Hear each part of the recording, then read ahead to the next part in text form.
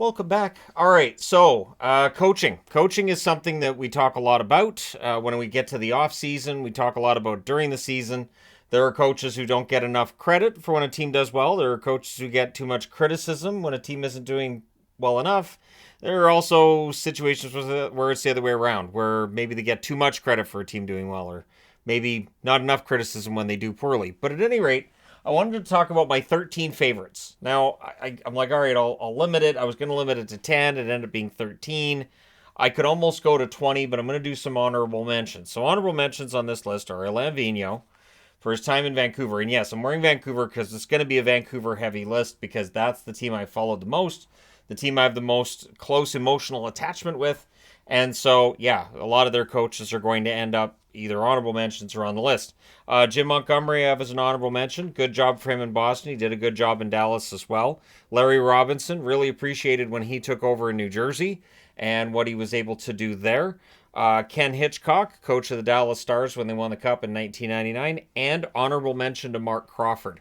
Again, spending time in Vancouver. His coaching work in Colorado was fantastic as well.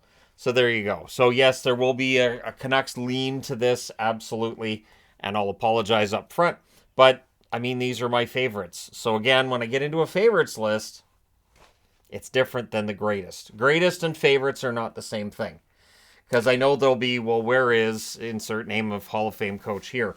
If it's not a favorite, it's just not a favorite. So, number 13 on the board. And some of these are current coaches, including number 13, John Cooper for the Tampa Bay Lightning. John Cooper in 2019, I gave him plenty of criticism, but man, I got to say, Cooper really bounced back in 2020 and 2021 in those playoffs. And he is cool as a cucumber, and I would not be surprised to see Tampa Bay win another Stanley Cup with him behind the bench. He's going to end up being one of the winningest coaches of all time by the time it's all said and done. And yeah, I genuinely think that he may end up being in the Hall of Fame for what he's done behind the bench in Tampa Bay. Number 12, former Boston Bruins coach, currently in the Stanley Cup final with the Vegas Golden Knights, and that's Bruce Cassidy. Bruce Cassidy was a steal for the Vegas Golden Knights. Now, his time in Boston was up, and depending on which reports you read, yeah, it was probably time, right? There were certain players who may not have wanted to play under Cassidy anymore.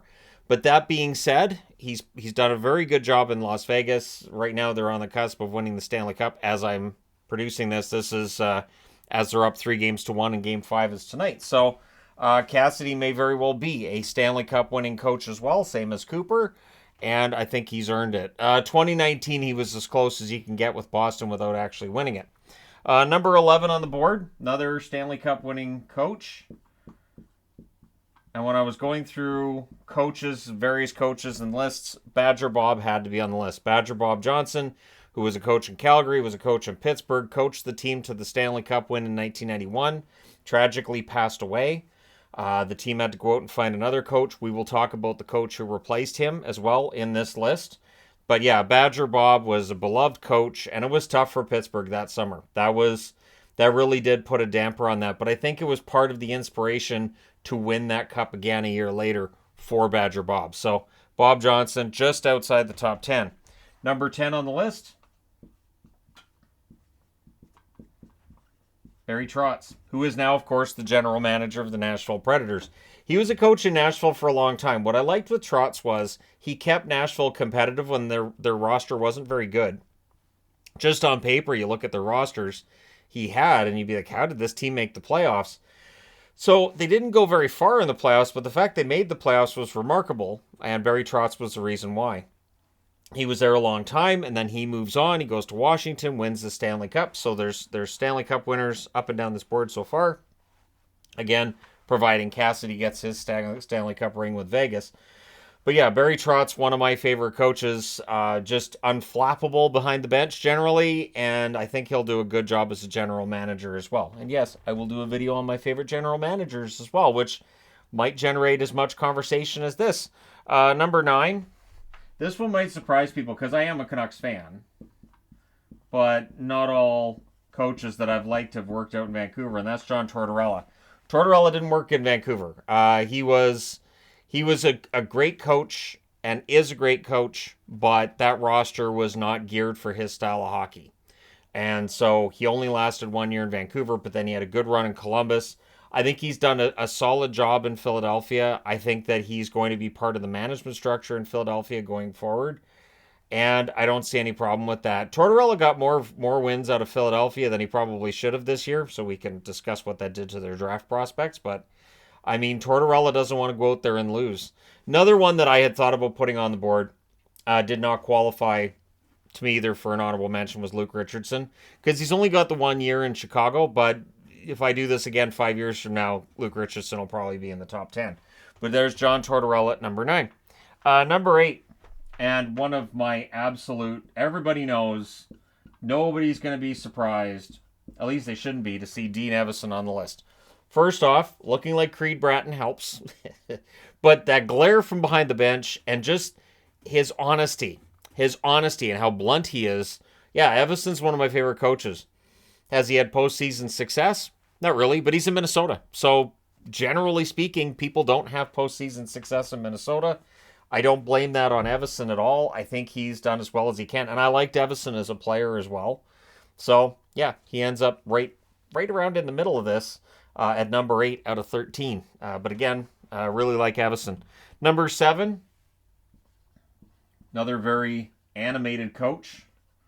And the interesting thing is that with Brenda Moore, Rod the Bod, not somebody you want to tick off. Same as Everson. With Everson, it's more of that glare, just how his eyes can bore holes in you. With Brenda Moore, it's that I legitimately believe at some point in time in a Carolina game, Everson's going to take off his suit jacket and his shirt, and he's going to have a jersey and equipment on, and he'll just grab a stick and go out on the ice and go, look, guys, I'll do this, all right? And then he'll go end-to-end and score a goal. I would not be surprised to see, and then he'll yell at everybody, like, see how easy that is? And then he'll go back behind the bench, put his suit back on, and that'll be it. He'll Superman it. So Brenda Moore to me is legitimately awesome. He has some ideas for how to make it so everybody's happy-ish with the officiating. Nobody's ever going to be completely happy with officiating, but his ideas are a little different, and, you know, he's so well-spoken and everything. I think that when the day comes he's not a coach anymore, he could end up in NHL head office doing PR work. He's very well spoken and seems like a very nice guy. While, again, still being kind of intimidating at the same time. Number 6 on the board. This one might surprise people too, because being a Canucks fan in the 80s, you would have thought Glenn Sather wouldn't have been on the list. Glenn Sather's absolutely on the list. When he stepped away and decided not to coach the Oilers anymore, I was actually disappointed. I thought Sather was a very good coach for that team. And one thing that I remember being a kid is just that just taking in that visual of that Oilers bench with all those great players and Sather behind the bench. And he was a really good coach. I think he was a better coach than he was general manager. You guys can let me know in the comment section below whether you agree or you don't. But for Sather, yeah, I really appreciated him as a coach, and as a kid watching hockey, I was really happy with him behind the bench. When they went to John Muckler in Edmonton, I was honestly a little bit disappointed because I wanted Sather to stick around behind the bench. Again, even though they were beating up the Canucks every time they played him, or at least so it seemed. Number 5. Now, if this was a greatest list, he'd be number 1. And this is not. I almost got mixed up with a Simpsons character, but it's not Jake Boyman. It's Scotty Bowman. Of course, Jake Boyman, the name that Lisa Simpson took when she decided to be a boy for a while. All right, Scotty Bowman. That's a decent episode, even though it's a Lisa episode. Lisa episodes generally tend to be. Anyway, aside from sidetracking, Scotty Bowman. Yes, one of the, if not the greatest coach of all time. Spoiler alert, when I do the greatest coach of all time list, Bowman's number 1. Absolutely. And the argument has always been, well, the teams that Bowman coaches to cups generally tend to be, really, really strong teams with a bunch of Hall of Famers. Right. And there's always coaches that can't get those players to work on the same page. And when you're dealing with all those Hall of Fame talents, you might be dealing with bigger egos in the locker room. Bowman is able to get everybody pulling in the same direction, and he's been able to do it with multiple teams, and he has so many Stanley Cup championships. So Bowman, one of my favorite coaches, and coming into Pittsburgh after the passing of Badger Bob was brilliant on his part. And then, of course, his run in Detroit was fantastic too. He wasn't able to get Buffalo over the hump, but that's not really something that reflects on Bowman, I don't think. And I thought he should have stayed in Buffalo a little bit longer than he did. But at any rate, yeah, Bowman number 5. Number 4. And if I did this list when I was first getting into hockey and after my first couple of years, Roger Nielsen would have been number 1. So Nielsen was a coach that never lasted in one place for very long.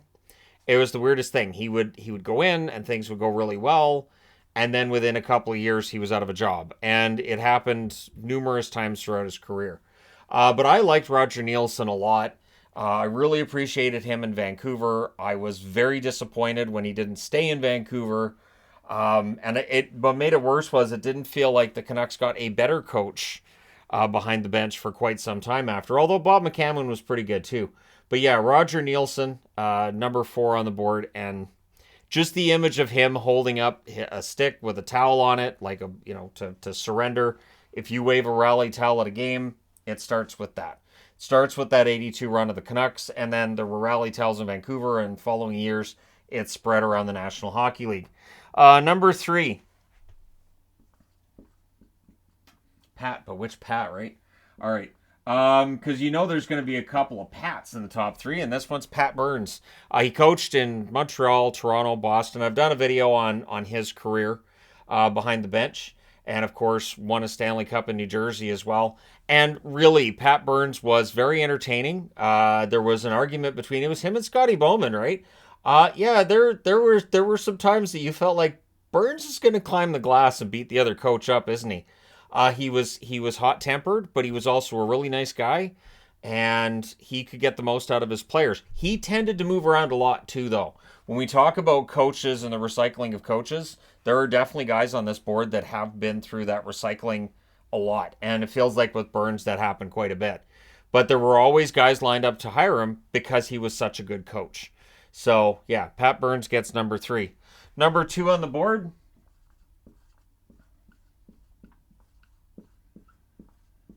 now, this is where I will happily wear a Vancouver jersey and say yes.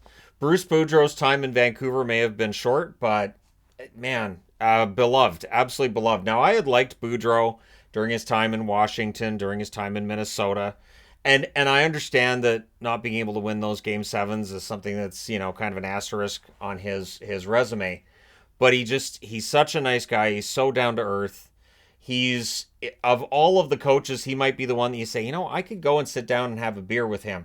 And I think Boudreau would lead that list for me personally. You guys can let me know your thoughts on this as well. Because again, since it's a favorites list, there's no right and wrong. I'm going to repeat that. There is no right and wrong when it comes to a list of favorites. Not the all-time best. And for me, Boudreau is one of my all-time favorite coaches. I hope he gets another shot at a job, and if he doesn't, I hope he enjoys retirement. I hope he enjoys the sun. I hope he appears on every media platform available, and if I had a chance to interview him, I would take that in a heartbeat.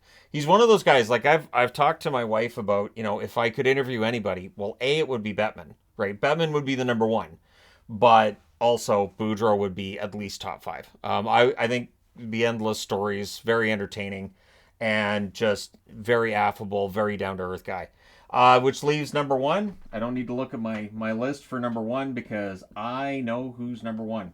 Now, what's interesting with Pat Quinn is when he took over in Vancouver and just how he left LA and came to Vancouver, I remember there being accusations of the Canucks and whether or not they tampered because he had been LA Kings or employed by the LA Kings, and then he ends up in Vancouver, and so there were accusations that the Canucks maybe didn't wait until he was out of LA.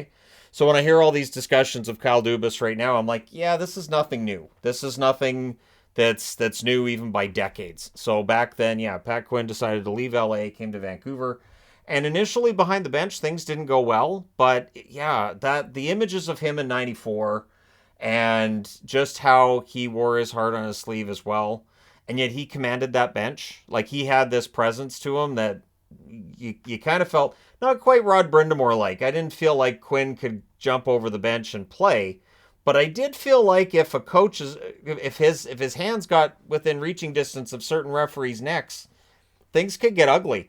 And I don't know how many players it would have taken to pry him off of a referee, but yeah, Quinn was very out there, and he he brought a feeling of legitimacy, for lack of a better term, to the Canucks that they hadn't had for a long time. The Canucks had been just mediocre to bad for so many years.